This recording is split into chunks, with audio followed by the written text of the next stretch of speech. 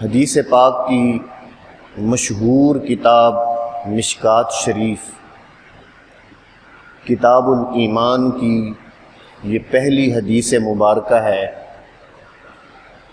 جو حدیث جبریل کے نام سے مشہور ہے۔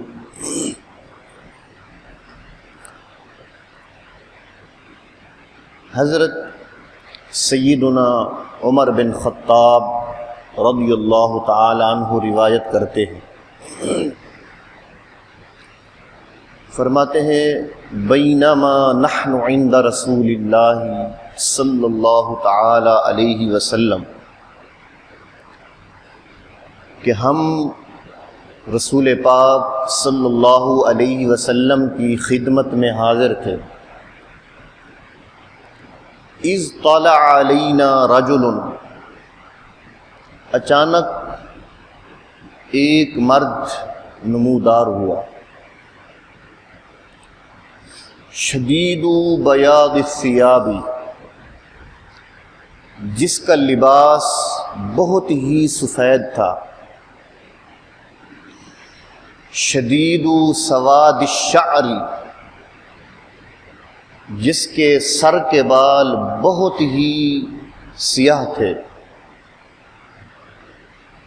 لا یرا علیہ اثر السفر، اس پر سفر کے آثار بھی نہیں تھے، مسافر بھی نہیں لگتا تھا، ولا یعرفہ منا احد، اور ہم میں سے کوئی شخص اسے پہچانتا بھی نہیں تھا۔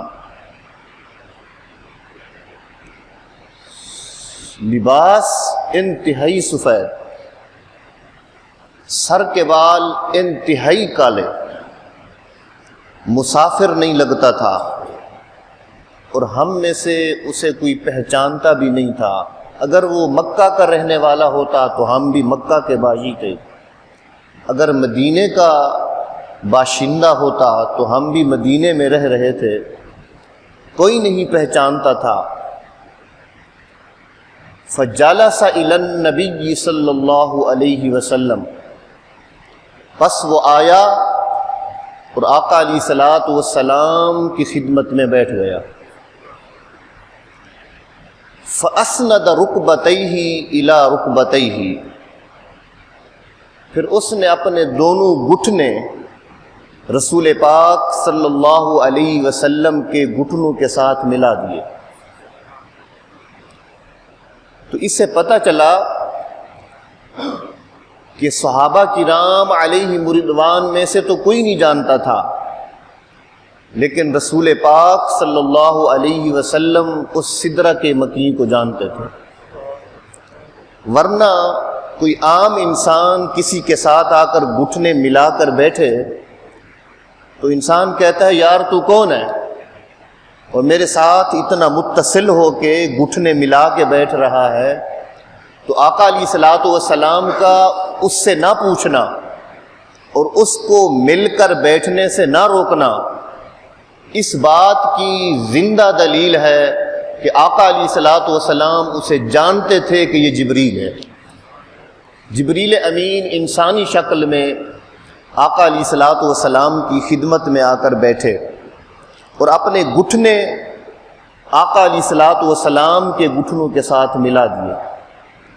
وَوَضَعَ كَفَّيْهِ عَلَى فَخِذَيْهِ، اور اس نے اپنے دونوں ہاتھ اپنی دونوں رانوں پر رکھے، جیسے انسان التحیات کی شکل اختیار کر کے بیٹھتا ہے اور اپنے دونوں ہاتھ اپنی دونوں رانوں پر رکھتا ہے، تو اس طرح جبریل امین التحیات کی شکل میں بیٹھا اور اپنے دونوں ہاتھ اپنی رانوں پر، یوں لگتا تھا جیسے کوئی التحیات میں بیٹھا ہو۔ تو یہاں سے ایک بات بڑی واضح ہوتی ہے کہ آج جو زائرین آقا علیہ الصلوۃ والسلام کے روضہ اطہر کی طرف ہاتھ باندھ کے نماز کی صورت اختیار کر کے کھڑے ہوتے، قیام کی صورت، اس عمل کی یہ حدیث دلیل ہے کہ التحیات کی صورت ہو یا پھر قیام کی صورت ہو، وہ آقا علیہ الصلوۃ والسلام کی خدمت میں اختیار کرنا کوئی شرک نہیں ہے۔ ہاں دو باتیں منع ہیں، رکوع یعنی جھکنا، یہ بھی آقا علیہ الصلوۃ والسلام کی بارگاہ میں اور کسی پیغمبر کی بارگاہ میں اور کسی صحابی اور تابعی کسی ولی کی بارگاہ میں اس طرح کا عمل ممنوع ہے، اور سجدے کی شکل اختیار کرنا یہ بھی ممنوع ہے۔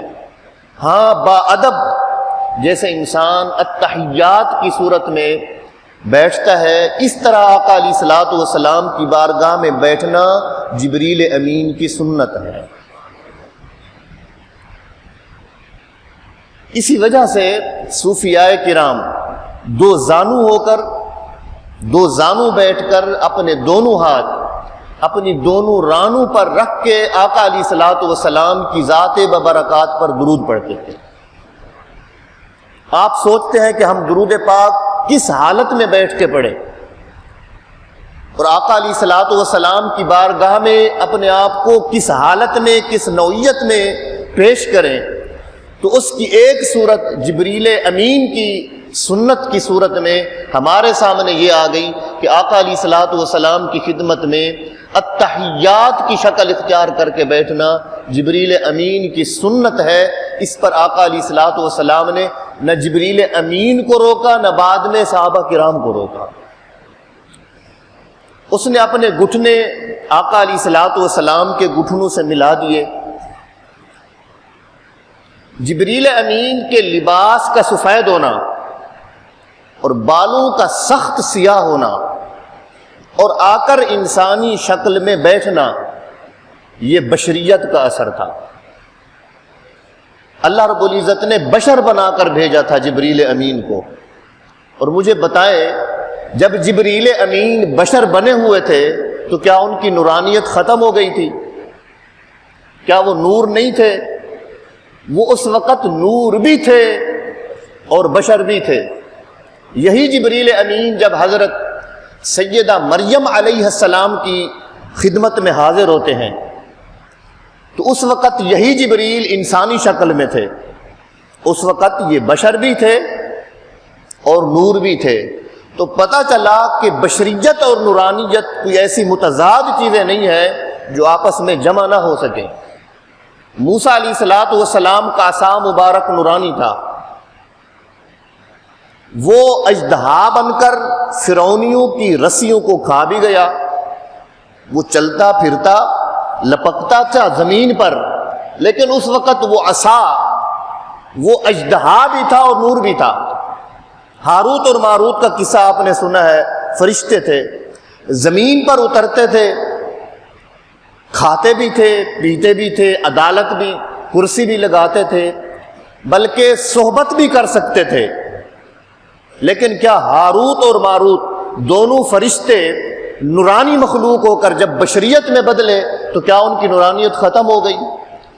تو اگر جبریل امین اور ہاروت اور ماروت اور موسیٰ علیہ الصلوۃ والسلام کا اژدہا عصا مبارک اگر نور بھی رہے اور اژدہا بھی بنے، ہاروت اور ماروت نور بھی رہے اور بشر بھی بنے، جبریل امین نور بھی رہے اور بشر بھی بنے، تو جب یہ تضاد نہیں ہو سکتا، یہ دونوں چیزیں جمع ہو سکتی ہے، تو اللہ رب العزت نے ہمارے نبی دو عالم صلی اللہ علیہ وسلم کو بیک وقت بشر اور نور بنا کر بھیجا تھا۔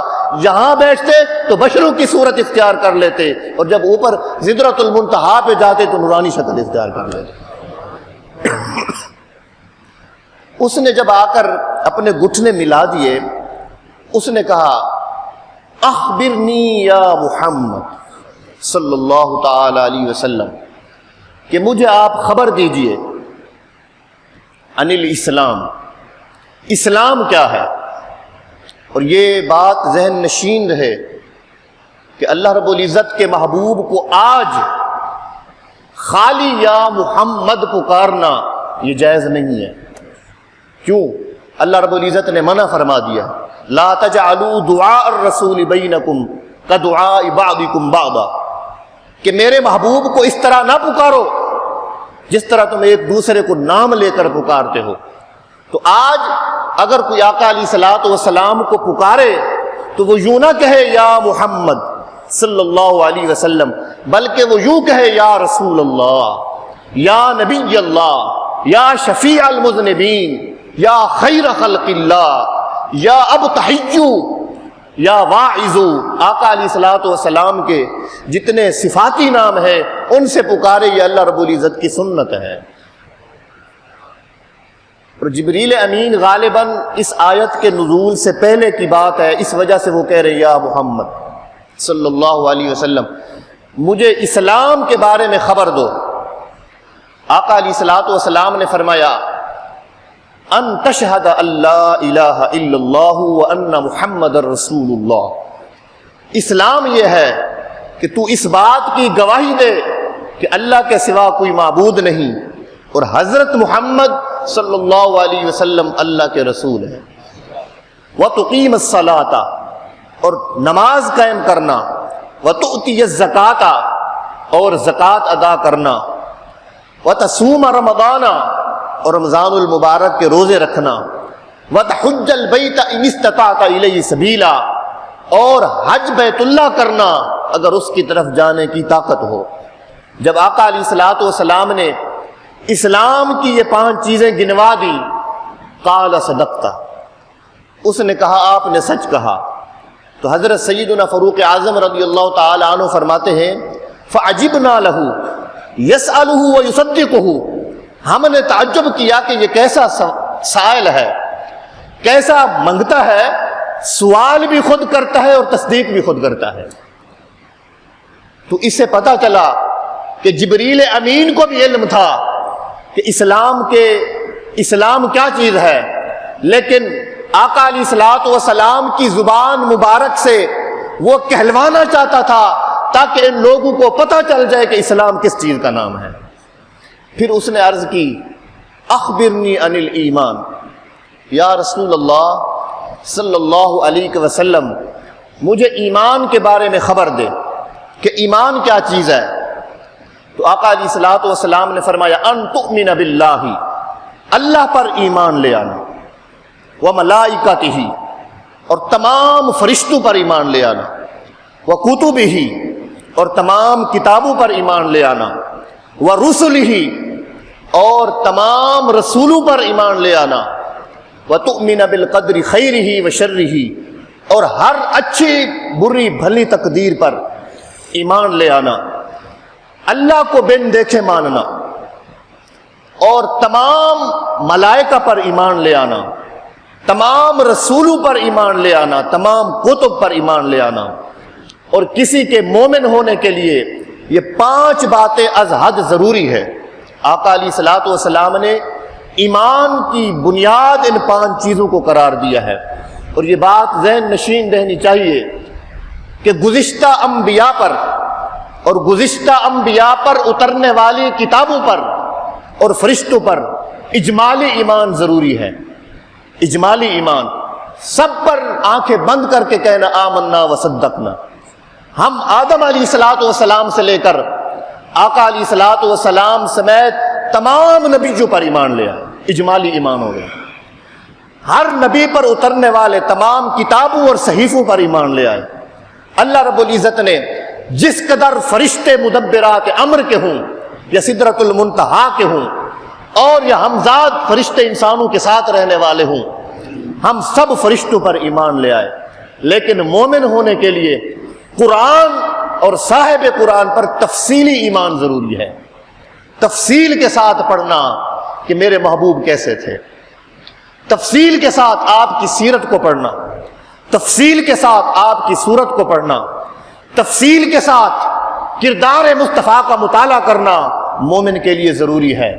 وہ تفصیل کے ساتھ آقا علیہ الصلوۃ والسلام کی سیرت و کردار کا مطالعہ کرے گا تو اس انسان کو جینے کا ڈھنگ آ جائے گا، اس انسان کو مرنے کا ڈھنگ آ جائے گا، اس انسان کو کھانے پینے جینے اور چلنے پھرنے اور شادی بیاہ اور تجارت معاشرت اور سیاست دنیا کے ہر گوشے میں اس کو قدم رکھ کے چلنے کا ڈھنگ آ جائے گا، کیونکہ آقا علیہ الصلوۃ والسلام کی سیرت میں ہر پھول ہر قسم کا موجود ہے۔ اجمالی ایمان کافی نہیں ہے، آقا علیہ الصلوۃ والسلام کی سیرت پر تفصیلی ایمان ضروری ہے اور قرآن پر تفصیلی ایمان ضروری ہے۔ مومن کو حق پہنچتا ہے اس بات کا کہ جو کتاب اور جو صحیفہ یزدانی اللہ رب العزت نے ہمارے نبی دو عالم صلی اللہ علیہ وسلم پر قرآن کی صورت میں اتارا ہے، مومن پر ضروری ہے الحمد کی الف سے لے کر والناس کی سین تک قرآن کے ایک ایک حرف سے آگاہ ہو جائے۔ تفصیلی ایمان ضروری ہے۔ پھر جب آقا علیہ الصلوۃ والسلام نے یہ باتیں بتا دی، اس نے عرض کی صدقتا، آپ نے سچ فرمایا۔ پھر اس نے عرض کی اخبرنی عن الاحسان، کہ مجھے خبر دیں کہ احسان کیا ہے۔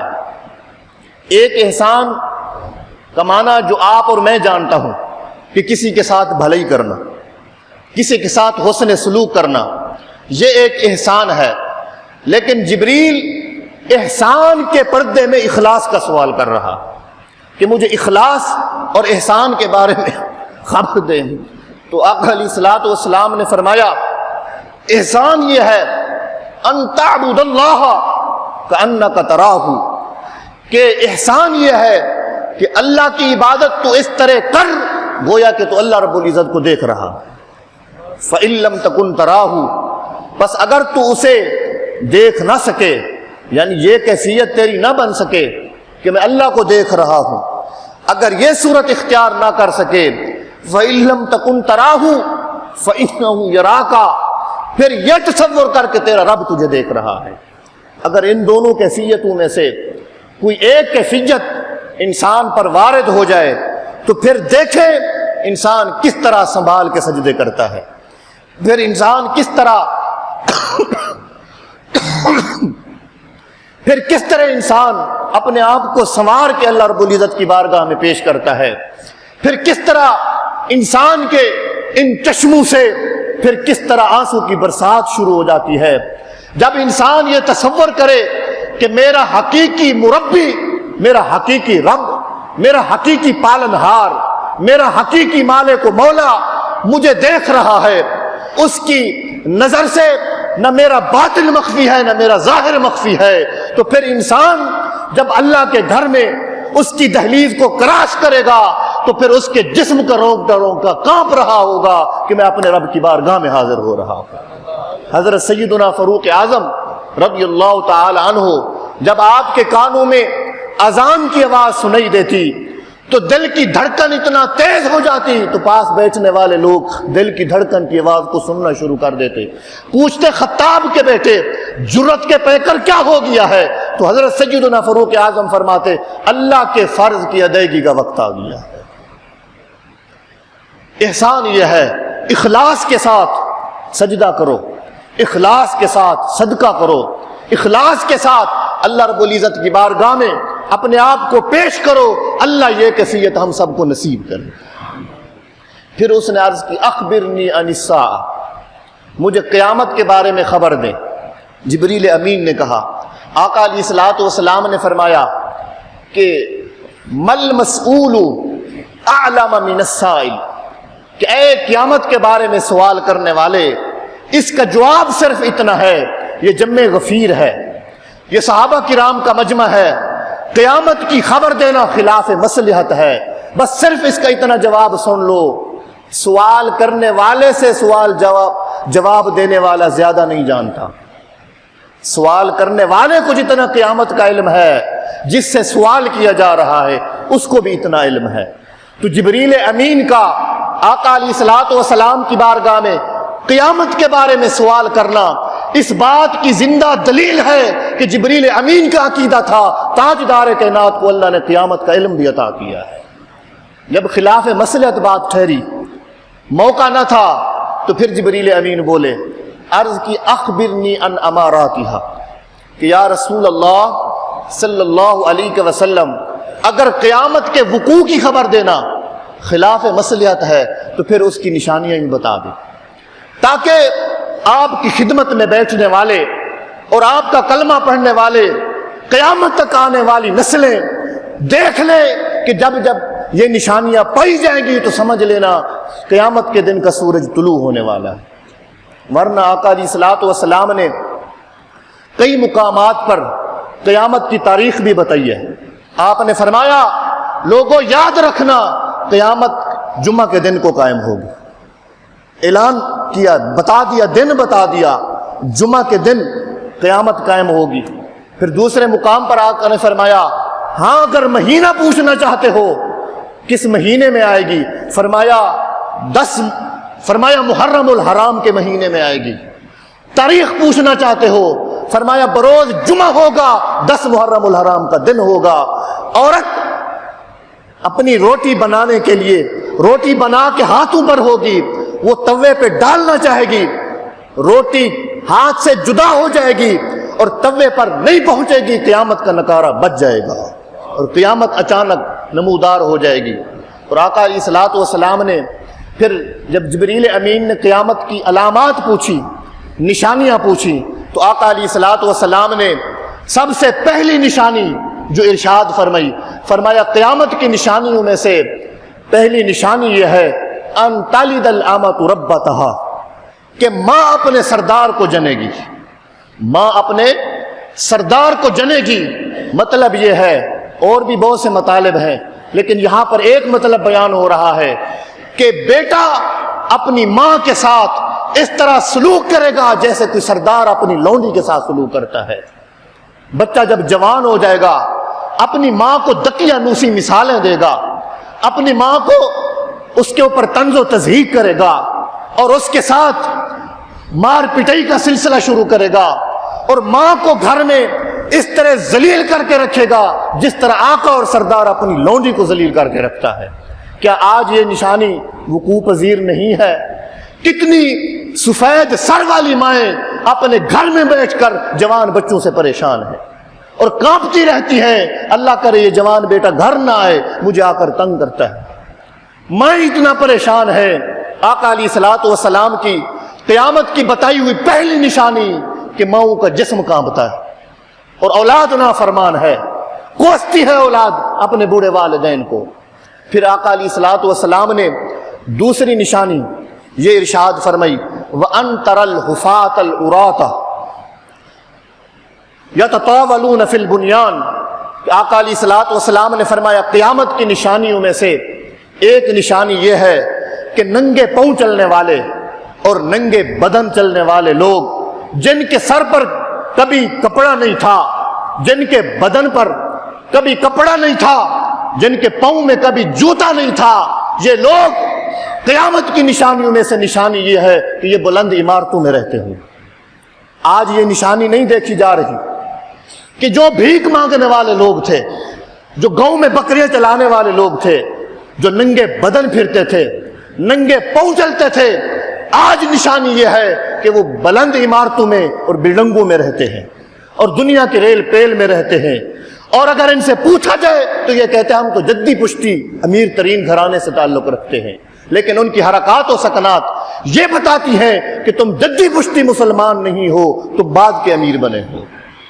اور آقا علیہ الصلوۃ والسلام نے دوسرے مقامات پر اور بہت سی نشانیاں بتائیں اس حدیث سے ہٹ کر۔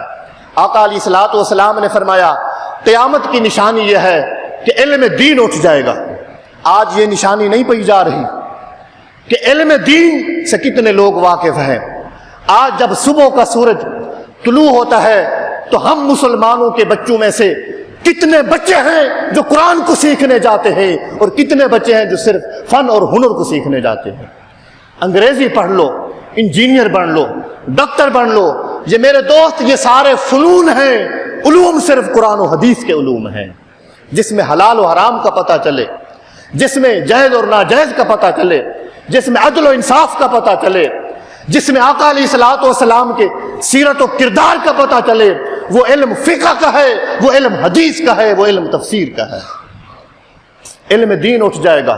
اور آقا علیہ الصلوۃ والسلام نے فرمایا قیامت کی نشانیوں میں سے یہ جہالت بڑی کثرت سے پھیل جائے گی۔ اور آقا نے فرمایا زنا بکثرت اعلانیہ طور پر ہونے لگے گا۔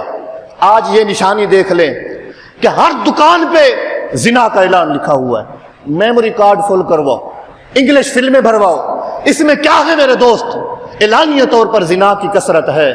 آج اگر ہم اپنی تہذیب میں دیکھ لیں، اپنے معاشرے میں دیکھ لیں، معاشرت اور تہذیب میں دیکھ لیں، نکاح کو مشکل سے مشکل ترین بنایا جا رہا ہے، زنا کو آسان سے آسان ترین بنایا جا رہا ہے۔ اس دور میں جتنا زنا کرنا آسان ہو گیا ہے، اس سے بڑھ کر کہیں نکاح کرنا مشکل تر ہو گیا ہے۔ اور آقا علیہ الصلوۃ والسلام نے فرمایا مرد بہت کم ہو جائیں گے، عورتوں کی کثرت ہو جائے گی، عورتیں زیادہ ہوں گی، مرد بہت کم ہوں گے۔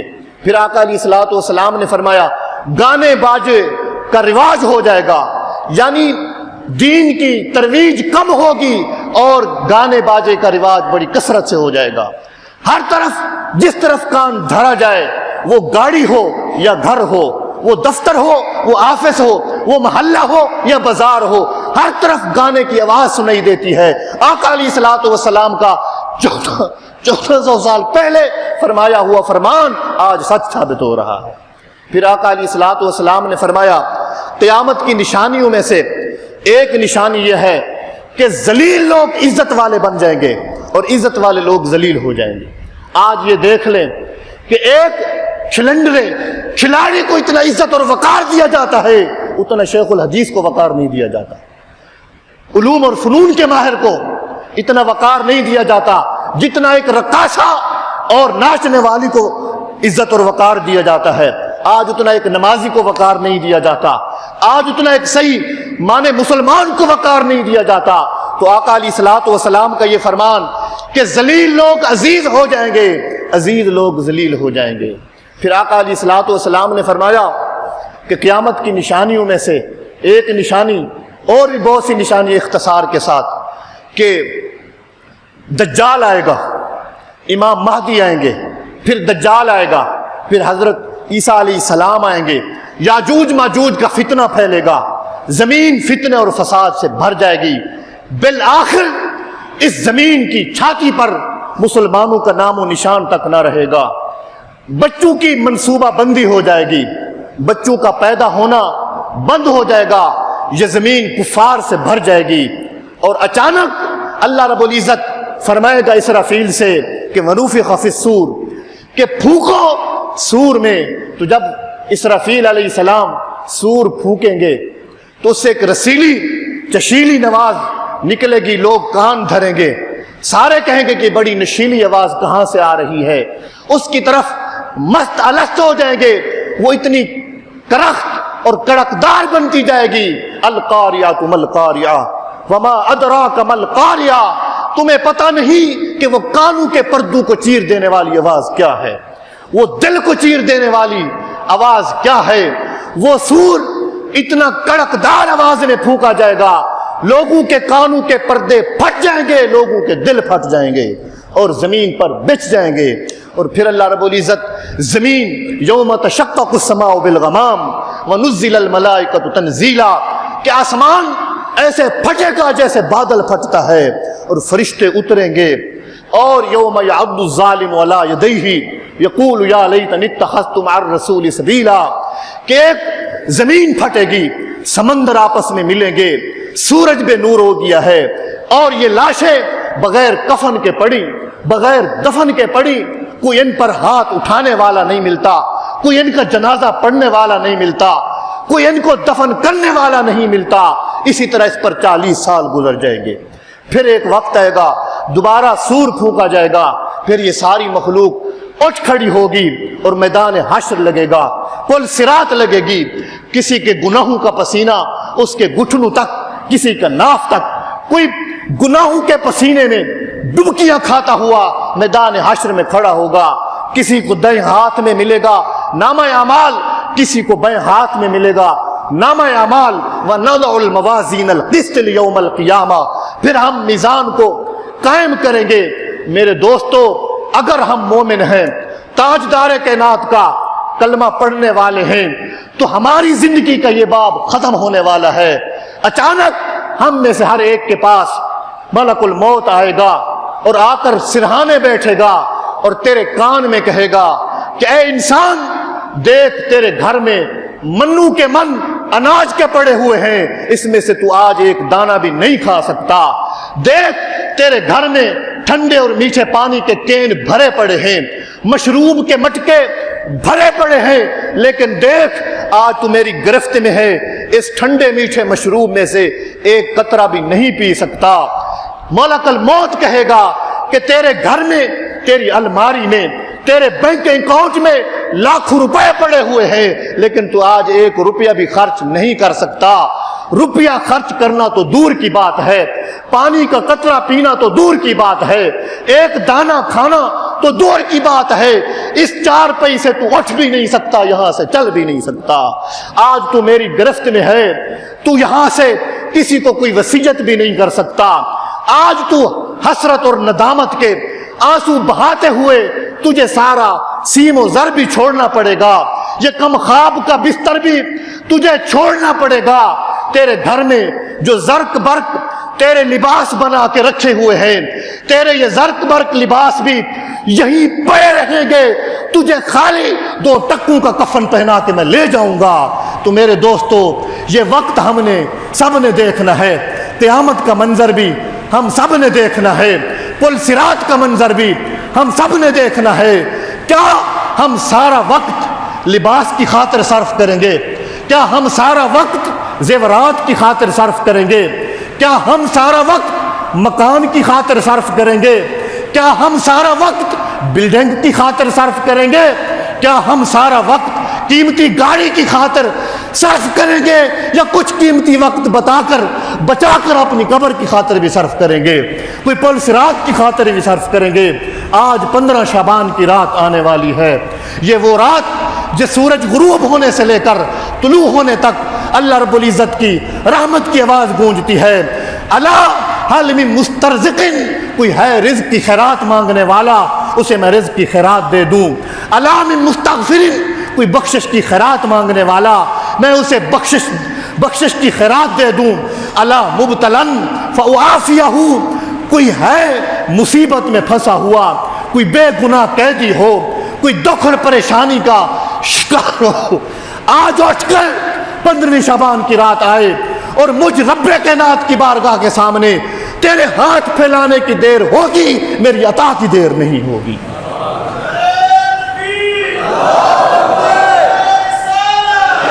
میرے دوستو، وقت کو ضائع کیے بغیر، لمحات کو ضائع کیے بغیر آج اپنی زندگی میں کچھ اپنے ہاتھ سے صدقہ خیرات کر جاؤ، اپنی اس صحت میں سے، اپنی جوانی میں سے، اپنے اوقات میں سے ان لمحوں کے لیے کچھ کر جاؤ، تاکہ قیامت کا دن جب طلوع ہو جائے اور آقا علیہ الصلوۃ والسلام شفیع بن کر اپنے امتیوں کو ڈھونڈنے نکلے ہوں اور تمہارے وضو کے اعضاء اس طرح چمک رہے ہوں جس طرح 14ویں کا رات کا چاند چمکتا ہے۔ تو ہے بشر جہاں سے، جب تیرا روان ہوگا کوئی نہ ساتھ دے گا، تو بے سامان ہوگا۔ تو ہے بشر جہاں سے، تو ہے بشر جہاں سے، کوئی نہ ساتھ دے گا، جب تیرا روان ہوگا، جب آئیں گے فرشتے لینے کو جان تیری، گھبرائے گا وہاں تو جب تجھ سے سوال ہوگا۔ تو میرے دوستو، آج کی شب جامعہ مسجد انوار مدینہ میں صلاۃ و تسبیح کا اہتمام ہوگا، سحری کا انتظام ہوگا اور دعا کا، ذکر و اذکار کا اہتمام ہوگا۔ آپ تمام حضرات جمع ہو کر آئیں، اپنی زندگی کے کیے ہوئے پر نادم اور پشیمان ہو کر اللہ کے حضور گڑ گڑا کر دعائیں مانگے۔ معلوم نہیں ہماری زندگی کی آخری شب برات، کوئی پتہ نہیں، غنیمت جان لو مل بیٹھنے کو، موت کی گھڑی سر پہ کھڑی۔ ماشاءاللہ آپ نے مسجد جامعہ انوار مدینہ کی خدمت کی ہے، آپ کی آنکھوں کے سامنے پنکھے چل رہے، بہر برآمدے میں بھی وہ شامل نہیں تھے لیکن وہ بھی تبدیل کر دیے گئے ہیں۔ آپ حضرات کی خدمت میں گزارش ہے، آج جو لنگر اور سحری کا انتظام ہوگا، آپ ثواب کی خاطر اس لنگر میں حصہ ملائیں۔ یہ اس کو آخرت کی ضرورت سمجھ کر، مجبوری سمجھ کر نہیں، آخرت کی ضرورت سمجھ کر جتنا ہو سکے 10، 20، 100، 50,000 اس میں حصہ ملائیں۔ اللہ رب العزت ہم سب کا حامی و ناصر ہو۔ وآخر دعوانا ان الحمد للہ رب العالمین۔